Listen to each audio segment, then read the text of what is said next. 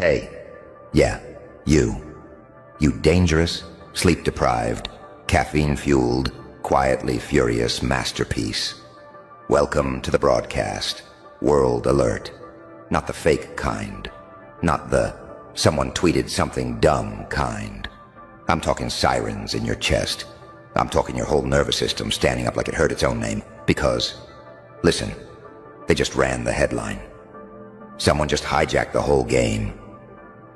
And everybody's panicking, right? They're scanning the skyline. They're checking the cameras. They're whispering like it's some myth, like it's some villain, like it's some ghost in the system. And then the camera turns, and it's you. Yeah, it's you.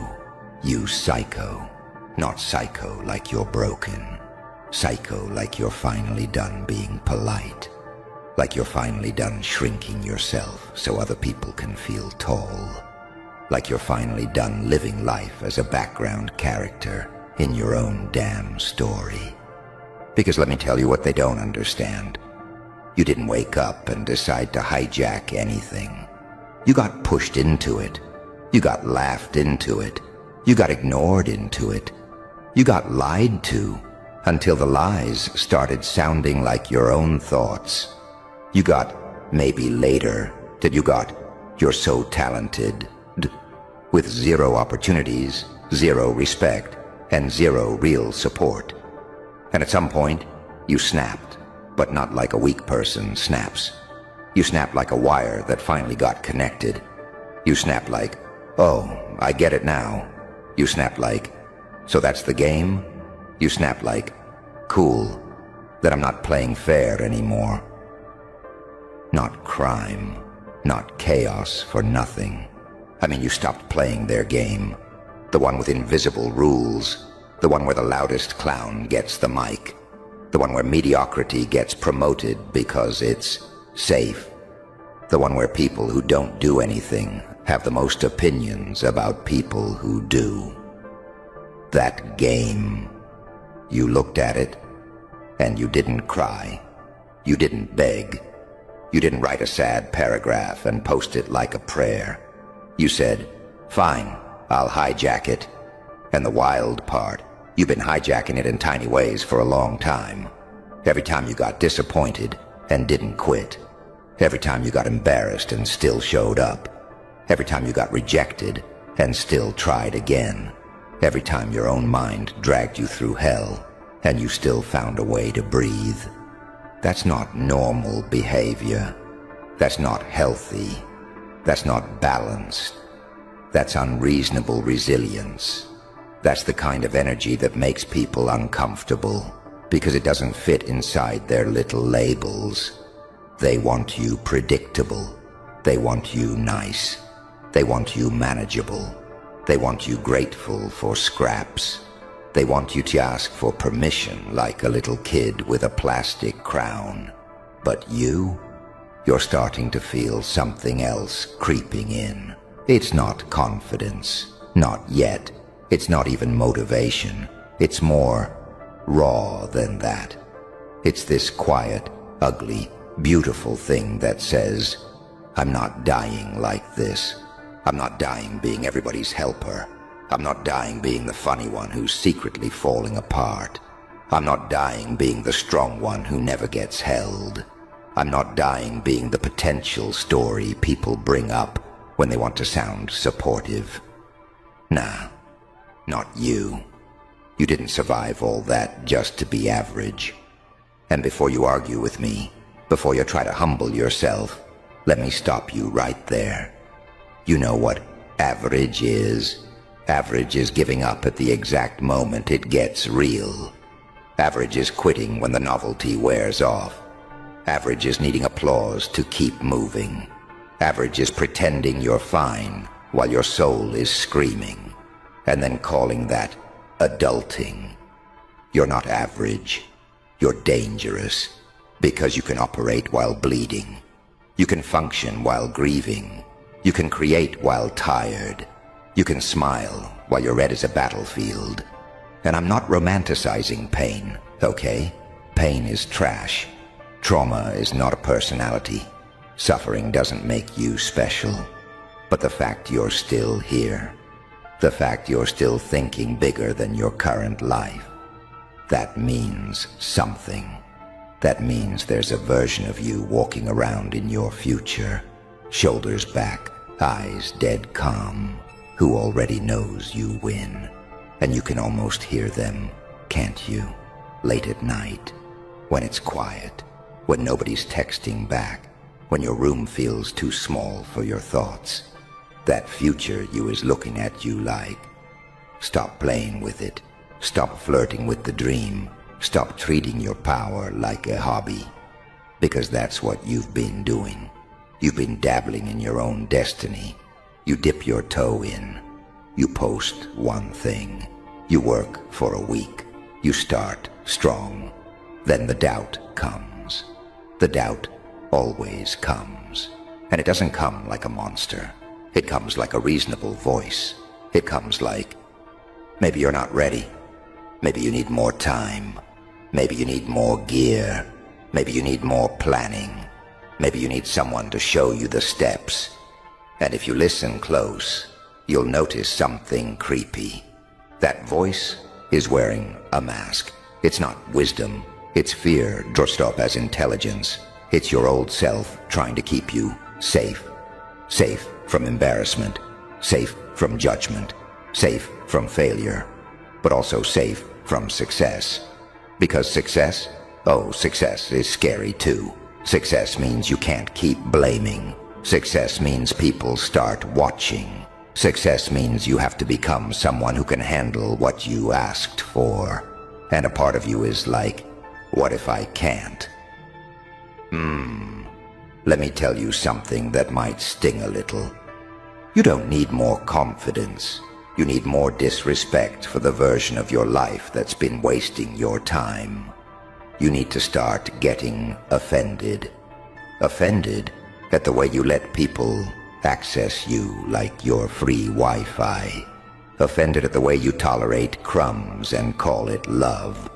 Offended at the way you keep negotiating with your own potential like it's optional.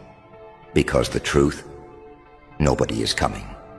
Nobody is going to hand you the moment. Nobody is going to perfectly understand you and magically motivate you every day. Nobody is going to knock and say, "Excuse me, you're meant for more." Most people don't even think that way. Most people are just trying to survive their shift and distract themselves until they fall asleep. So if you're waiting for the world to validate you before you move, you'll die waiting. And I don't say that to be dramatic. I say it because I've seen it. People with talent, people with fire, people with real gifts, and they spend their whole life getting ready. They turn their dream into a museum exhibit. Look what I could have done. Look who I could have been. Look at my potential. Isn't it sad? Not you. Not today. Today, you become the alert. You become the headline. You become the thing nobody knows how to stop. Because it's not outside of you. It's you. It's always been you. You just didn't know you were allowed to be like this. You weren't raised to be like this. You were trained to be agreeable, to be good, to be normal, to not make people uncomfortable. But here's the twist they never prepared you for. When you start winning, you will make people uncomfortable. When you start moving different, they'll call it arrogance. When you start saying no, they'll call you selfish. When you start leveling up, they'll say you changed. Yeah, that's the point. You think you're supposed to stay the same forever? You think growth is supposed to feel cozy? No. Growth feels like betrayal. To the old you. Growth feels like leaving a burning building while people inside are yelling at you for running. And you're going to feel guilty. Oh, you will. You're going to feel guilty for outgrowing people. Guilty for not replying fast enough. Guilty for focusing on yourself. guilty for protecting your energy, guilty for wanting more. And you have to understand, that guilt is a test. It's the world trying to pull you back into your old shape. Don't fall for it, because your old shape is too small for what you're carrying. Look at you. You're walking around with a whole storm in your chest, acting like it's normal. You got ideas that keep you up. You got hunger that doesn't shut off. You got anger that's not even about revenge. It's about fairness. It's about the fact you did everything right and still got overlooked. It's about the fact you stayed loyal and still got played. It's about the fact you gave love and got convenience back. So let's talk about that anger. People will tell you to let it go. No, don't let it go. Aim it. Anger is not your enemy. Uncontrolled anger is your enemy. But controlled anger is rocket fuel. Controlled anger gets you out of bed when motivation is dead. Controlled anger makes you stop tolerating disrespect. Controlled anger makes you work when nobody's clapping. You want to hijack the game? Then stop using your energy to argue with yourself. Stop doing that thing where you hype yourself up, then immediately tear yourself down like it's your job. Stop rehearsing failure like it's safety. Stop scrolling and consuming and calling it research, when you know you're just avoiding the moment where you have to actually do it. Yeah, I said it. Because you don't need more information. You need more execution. You need reps. You need to put your hands on the work, even when it's ugly. Especially when it's ugly, because here's the secret nobody wants to admit. The first version is always trash. The first video is awkward. The first attempt is cringe. The first draft is embarrassing. So what? You think the greats popped out the womb with perfect lighting and a brand identity? No. They just kept going long enough for the cringe to turn into craft. And you've been avoiding the cringe because you're scared of being seen. You're scared of people laughing. You're scared of your family judging. You're scared your friends will secretly enjoy your failure. And you know what? Some of them will, yeah. Some people are going to smile when you fall, not because they hate you, because your courage exposes their cowardice. Your ambition makes them feel small, so they'll try to make you feel small too. They'll hit you with the classics. Who do you think you are? Why are you doing all that? Relax, it's not that deep. Be realistic, just be humble. Humility is good, but let's be real. A lot of people use humble as a leash. They don't want you humble, they want you quiet. They want you easy to digest. But you weren't built to be digestible. You're built to be a problem, a beautiful problem, a nightmare for anybody who benefits from you staying weak. So here's what hijacking the whole game actually looks like. It's not one grand moment. It's small, violent decisions. Not violence against people. Violence against the old patterns that keep you stuck. It's waking up and saying, I don't care how I feel, I'm doing the work. It's unfollowing what poisons your mind. It's muting the noise. It's choosing boredom over distraction. It's choosing discipline over vibes. Because vibes don't build empires. Consistency does. And let's talk about consistency, because you hate that word, don't you? It sounds like homework. It sounds like a life with no fun. But consistency is not prison. Consistency is freedom. Consistency is you being so locked in that your mood doesn't get a vote anymore. You stop asking, do I feel like it? And you start asking, who am I becoming? That question changes everything, because the person you're becoming, they don't negotiate with excuses. They don't romanticize procrastination. They don't say, "I'll start Monday," like Monday is a magical creature. They start when it hurts. They start when they're tired.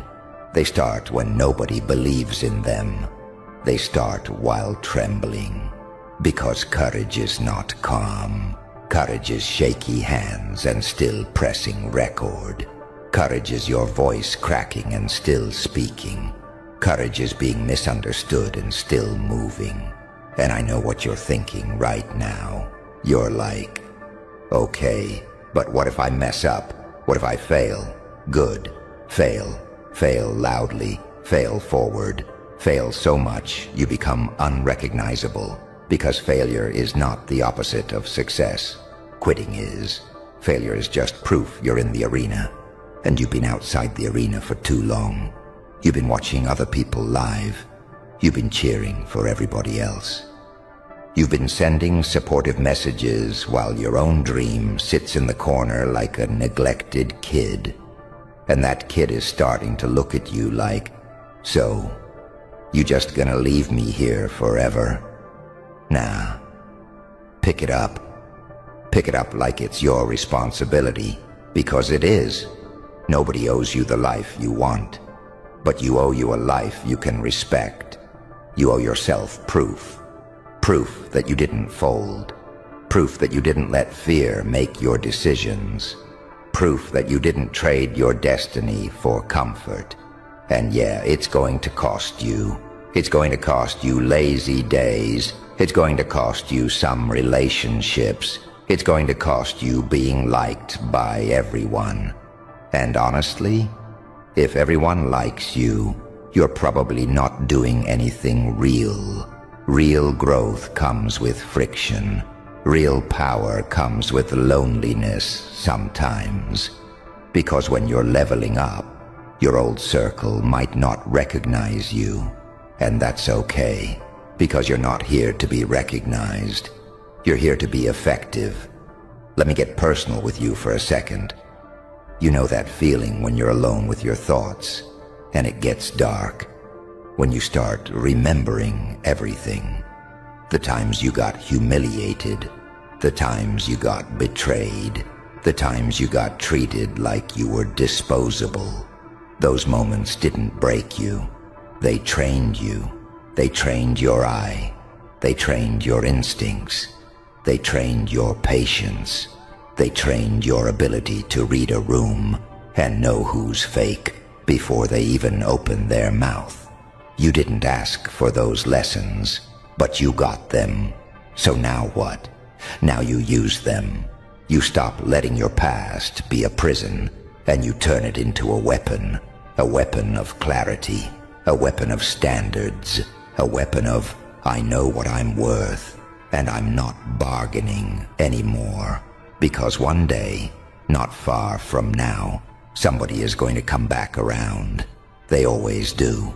The ones who ignored you, the ones who doubted you, the ones who watched you struggle and did nothing. They'll come back when the results show up, and they'll act like they were always supportive. They'll say stuff like, I knew you could do it. I always believed in you. And you're gonna smile, not because you forgive them, because you understand the game now, and you're not mad anymore. You're just awake. And that's what terrifies people. Not your anger, your awareness, your calm, that look in your eyes when you're not asking anymore. You're deciding, because decision is the real hijack. Decision is the moment you stop waiting for conditions to be perfect. Decision is the moment you stop saying someday, like you have unlimited time. Decision is the moment you realize your life is happening whether you participate or not. So participate violently. Again, not violence with fists, violence with focus, violence with discipline, violence with boundaries, violence with the refusal to go back to who you were. And I need you to understand something. If you do this right, if you really commit, you're going to scare yourself. You're going to look in the mirror one day and realize you don't recognize the soft